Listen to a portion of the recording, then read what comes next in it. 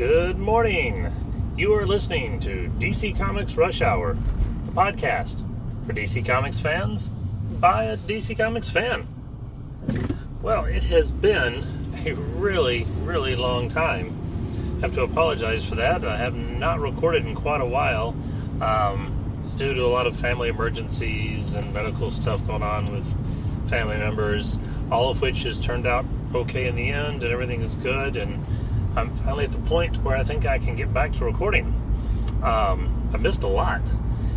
Probably the highlights since the last recording are the Justice League movie coming out, the large CW crossover, and although it's not DC related, Star Wars was this past weekend. So figured, why not just kind of touch on a little bit of everything this morning, just to get back into the swing of things. Then maybe as the week goes on, I can delve a little deeper into that. Plus, one I did not mention, Doomsday Clock. So Doomsday Clock also came out, and I want to spend, a full episode talking about that.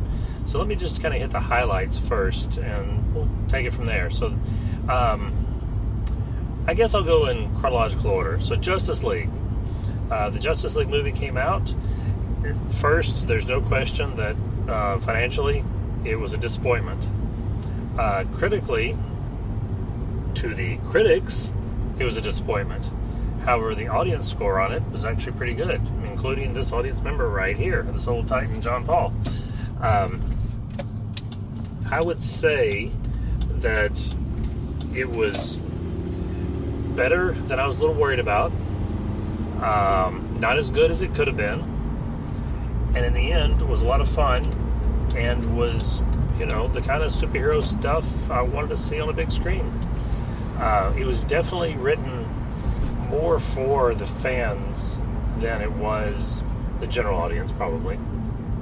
For instance, and if I think I said it a second ago, but if I didn't, there'll be spoilers. I'm not going out of my way to spoil specific things, but as I'm talking, there's going to be spoilers. For Justice League, probably not a big deal because it's been, a month.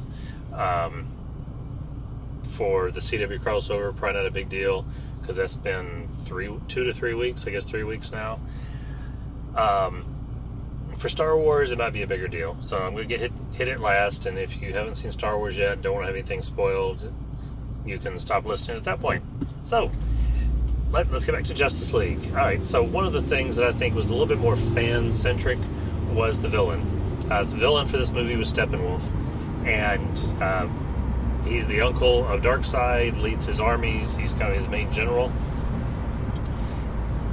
That, for the general audience, somebody who doesn't know anything about the whole Fourth World, Apocalypse, New Genesis, and all of that story, you don't get any explanation. You get parademons. You get them mentioning for Apocalypse and for Darkseid a couple of times. You get what looks like a pretty good version of Steppenwolf on screen. I was worried that it'd be a little bit more like Ares, where you only saw him in sort of his Steppenwolf form once or twice, possibly just at the end or in a flashback or something. But no, they went full out Steppenwolf. He never disguises himself. He's always full out in Apocalypse garb and large and in charge, that type of thing.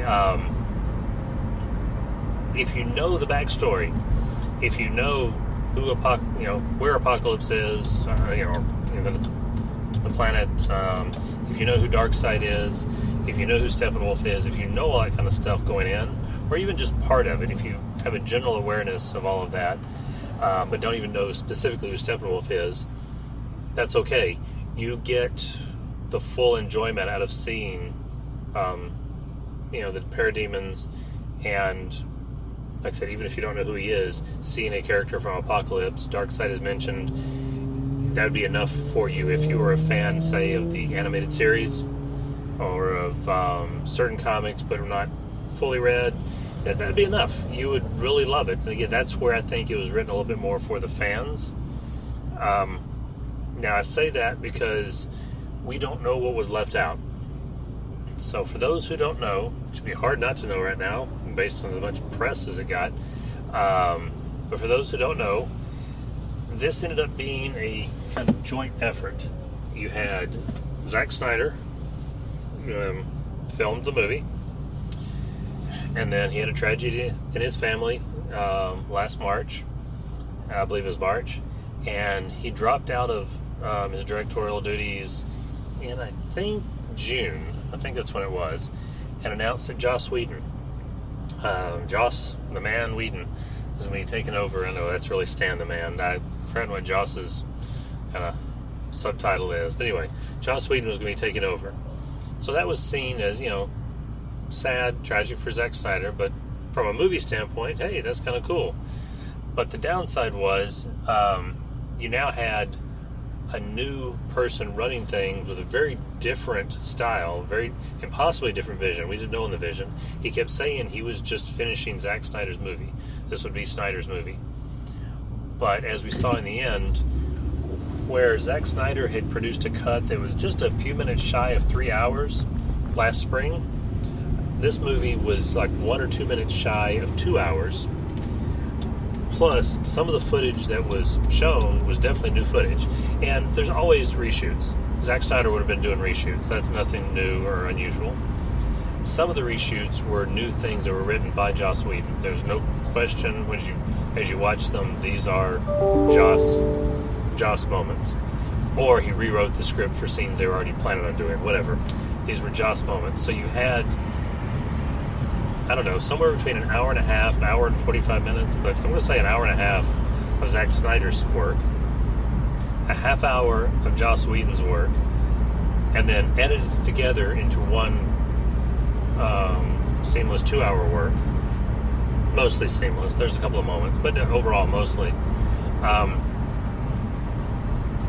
So knowing all of that going in, or knowing that that was possible, we didn't really know how much it would, come together. So it was like kind of worry.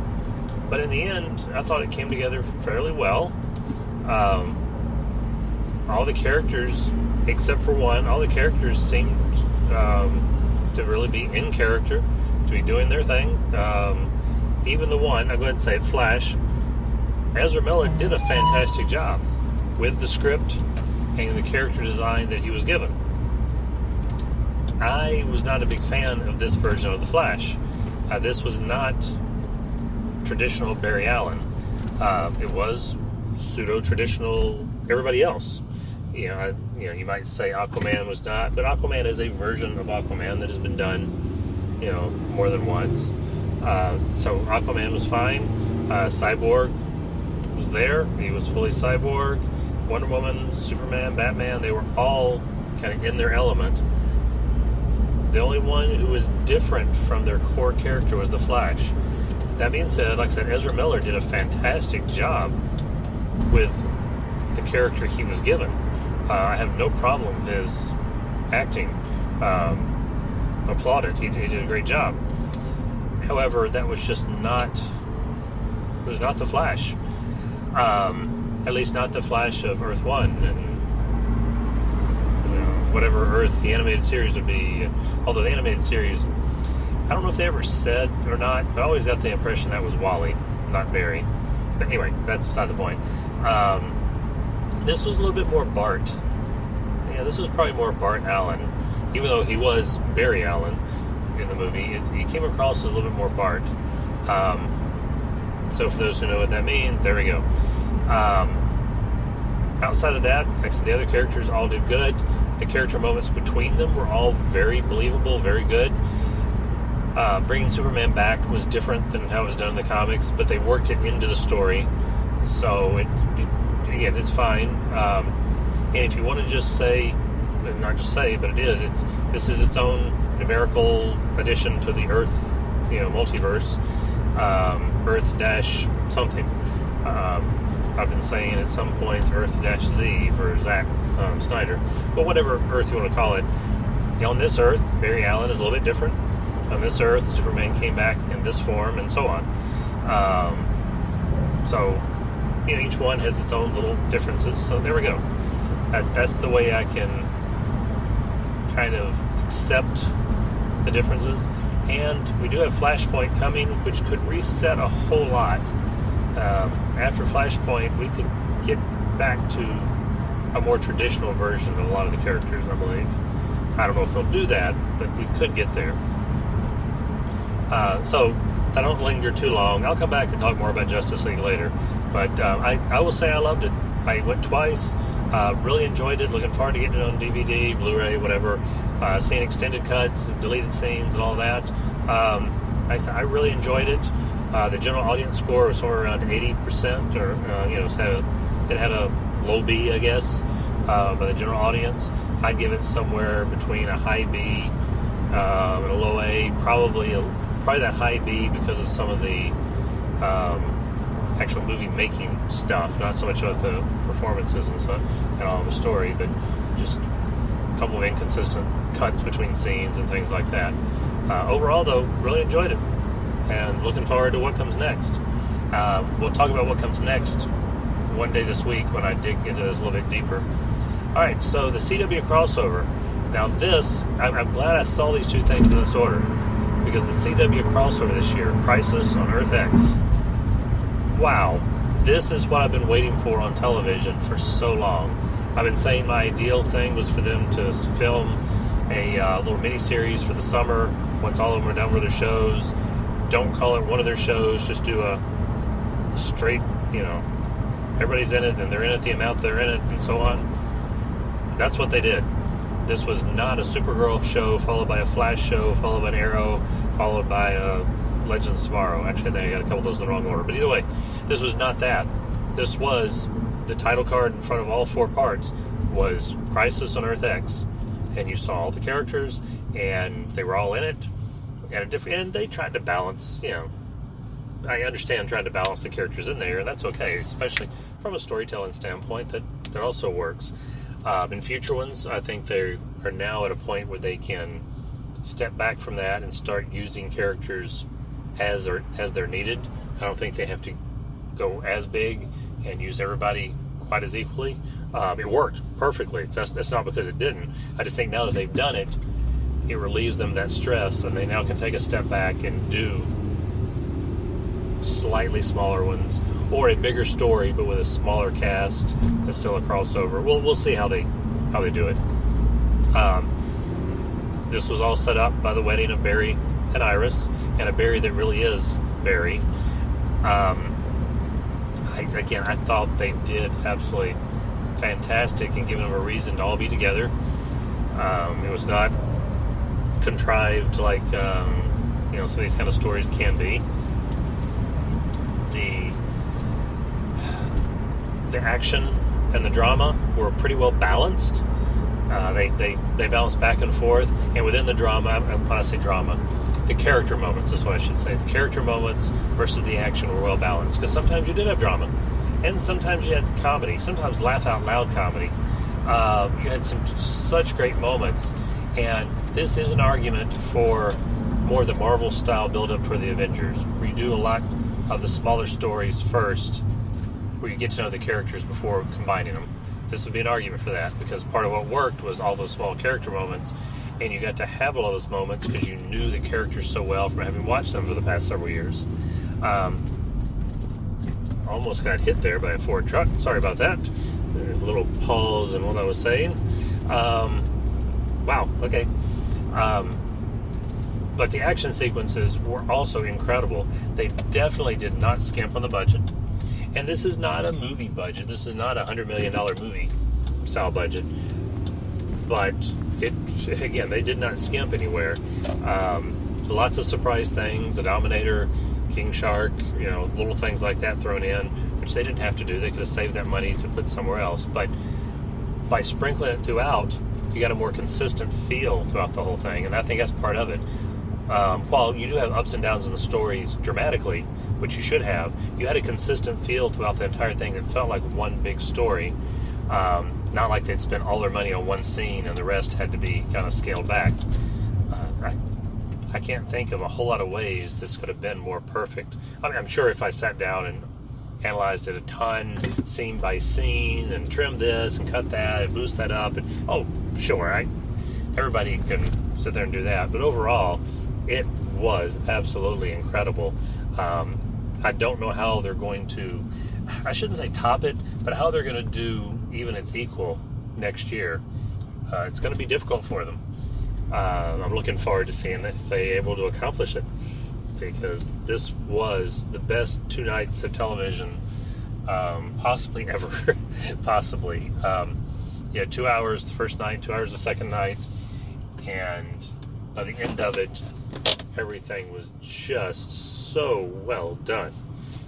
All right, so as a reminder to those listening who have not heard me in a while, since it's been a while, DC Comics Rush Hour is a podcast where I record while driving into work during rush hour. And it usually begins in my driveway and ends in the parking lot at work. All right, I didn't quite hit every topic because I said I was going to mention Star Wars. I'm going to do that later because I am now parked, and outside of the one truck that tried to hit me, went pretty smoothly this morning. We have the Monday before Christmas, which is actually next Monday, so exactly 1 week before Christmas.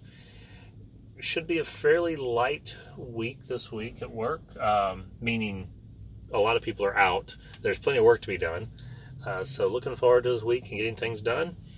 Looking forward to recording 4 more days after this, and give me some feedback. Let me know what you think. If you had different opinions on Justice League or on the CW crossover. And until tomorrow morning, this is John Paul, the old Titan, saying, long live the Legion!